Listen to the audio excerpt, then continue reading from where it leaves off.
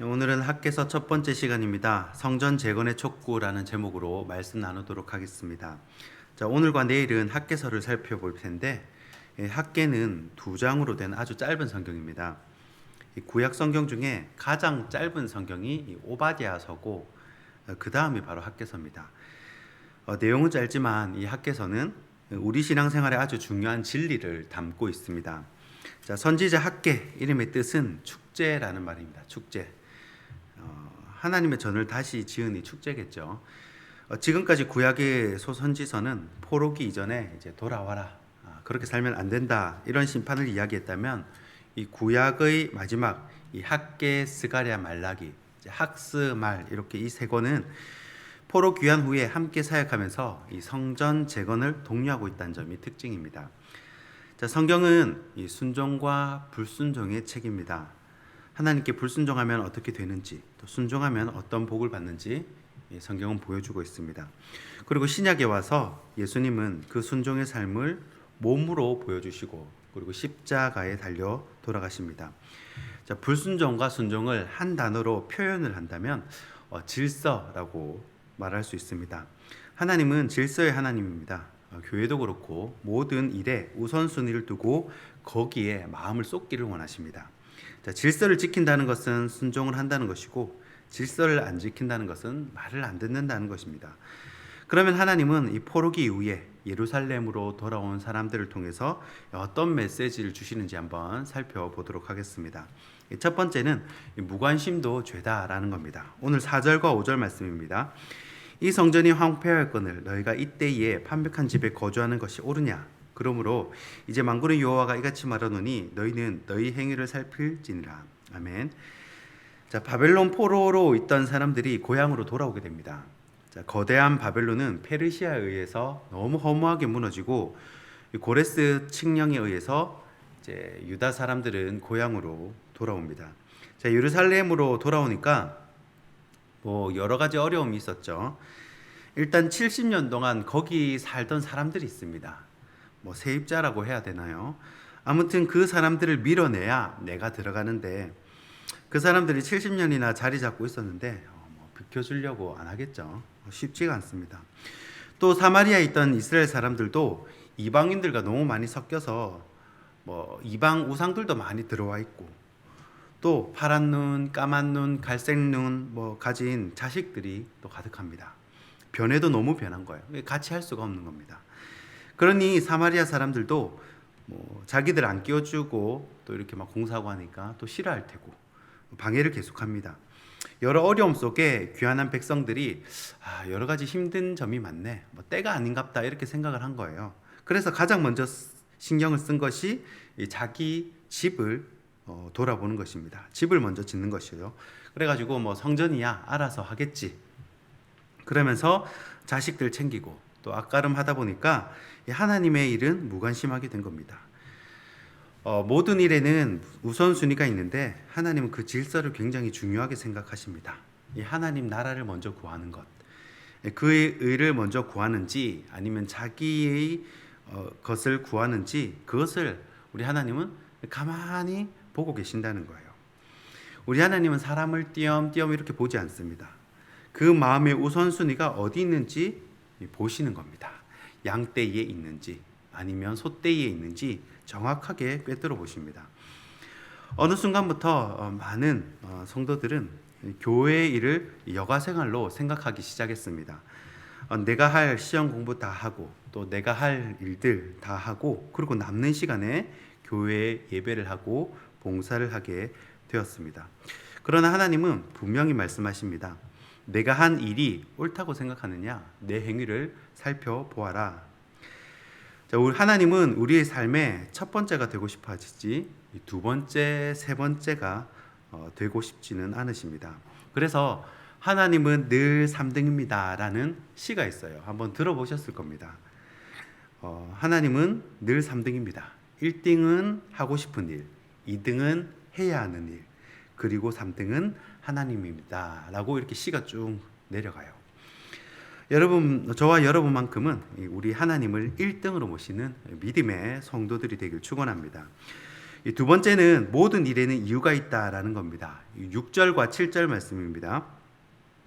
너희가 많이 뿌릴지라도 수확이 적으며 먹을지라도 배부르지 못하며 마실지라도 흡족하지 못하며 입어도 따뜻하지 못하며 일꾼이 삭슬 박아도 그것을 구멍 뚫어진 전대에 넣음이 되느니라. 만군의 여호와가 말하노니 너희는 자기의 행위를 살필지니라. 아멘. 자, 수확 많이 뿌려도 수확이 적고 충분한 양식이 없고 또 일꾼이 삭슬 받아도 늘 부족하다는 겁니다. 그리고는 하나님이 또 뭐라고 말씀하시냐면 내가 뭘 잘못했는지 돌아봐라, 네 행위를 살펴봐라 라고 반복해서 말씀을 하십니다.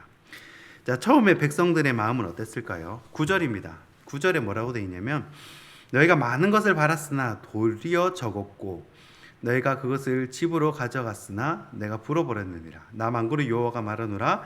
이것이 무슨 까닭이냐? 내 집은 황폐였을 때 너희는 각각 자기의 집을 짓기 위해 빨랐음이니라. 아멘. 자, 이들의 마음은 많은 것을 복으로 받기를 원했습니다. 그런데 아무리 모아도 하나님이 불어버리시는 거예요. 집에 가져오면 후 불어버리시고. 자, 이유가 뭐냐?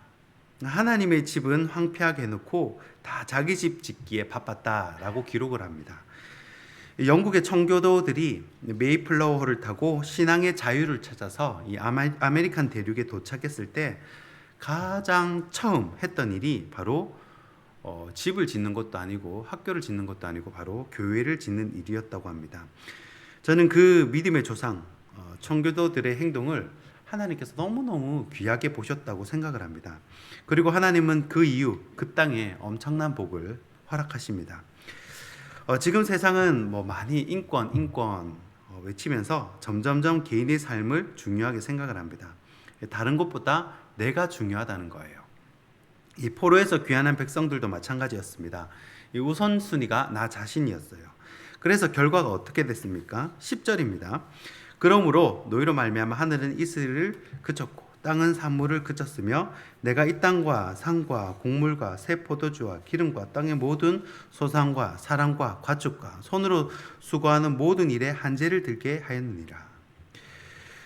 그래서 우리가 이 말씀을 보고 돌아보아야 할 것은 혹여나 삶에 풀리지 않는 문제가 있다 하면 이 말씀을 기억하시면서 내 행위를 살펴라 라고 하는 이 학개서의 말씀을 되새겨보는 시간이 되었으면 좋겠습니다. 마지막 세 번째는 안 맞고 순종하는 것이 지혜다라는 겁니다. 14절 말씀입니다. 여호와께서 스알디엘의 아들 유다 총독 스룹바벨의 마음과 요사닥의 아들 대제사장 요수아의 마음과 남은 모든 백성의 마음을 감동시키매 그들이 와서 만군의 여호와 그들의 하나님의 전 공사를 하였으니. 아멘. 자, 귀환한 백성들이 판벽한 집에 살면서 하나님의 사역에는 무관심했습니다. 그래서 여러 가지 어려움을 겪었죠. 가뭄이 들고요. 또 비가 오지 않는 겁니다. 그리고 농사가 되지 않아요. 뭘 해도 개간을 해도 일이 풀리질 않는 겁니다. 어떤 사람들은 이런 일이 왜 생기는지 전혀 깨닫지 못하고 그냥 우연히 비가 안 오고 또 우연히 농사가 안 됐다라고 생각할 수 있을 겁니다. 그러나 성경은 참새 한 마리가 떨어지는 것도 우연은 없다라고 말합니다. 성경은 우선순위에 문제가 있다라는 것을 보여주는 것이죠. 이런 영적인 사인들을 알아들은 몇몇 영적 지도자들이 먼저 일어납니다. 이 스룹바벨, 여호수아 이런 백성의 지도자들이 하나님의 말씀에 순종하기 시작합니다. 하나님의 나라를 먼저 구하기로 우선순위를 다시 정한 것이죠. 그래서 12절 말씀을 보시면 스알디엘의 아들 스룹바벨과 대제사장 여호수아뿐만 아니라 모든 백성들이 하나님의 목소리와 학개의 말을 들었다라고 기록을 합니다. 자, 왜 그렇습니까? 12절 말미에 뭐라고 되어 있냐면 경외하며 하나님을 경외한다는 표현이 있습니다. 자, 이 말은 하나님을 두려워한다는 것입니다. 존경함도 있지만 예배함도 있지만 두려워한다는 뜻이 같이 포함된 말씀이 바로 단어가 경외하다는 말입니다. 하나님을 두려워한 거예요. 무서워한 겁니다. 자, 어떤 사람은 귀신을 더 무서워하고 또 무당을 더 무서워하는데 사실 제일 무서운 분은 바로 우리 하나님입니다. 그리고 13절에 이 학개 선지자를 통해서 위로를 하십니다. 격려를 하시죠. 이 위로 사역이 굉장히 중요합니다. 그래서 내가 너희와 함께 한다. 위로를 하고 14절에 하나님께서 모든 지도자, 백성에게 이 마음에 감동을 주십니다. 자원하는 마음, 기꺼이 헌신하는 마음, 그 마음에 감동을 주세요. 그렇게 백성들이 하나님 말씀에 순종을 선택하게 됩니다. 말씀을 정리하겠습니다. 오늘 세 가지를 살폈습니다. 첫 번째는 무관심도 죄입니다. 항상 인간의 본분이 하나님을 영화롭게 하는 것임을 기억하시길 바랍니다. 두 번째, 모든 일에는 이유가 있습니다. 인생에 가뭄이 오고 또 농사가 되지 않고 계속해서 하나님이 사인을 보내고 있다는 것입니다.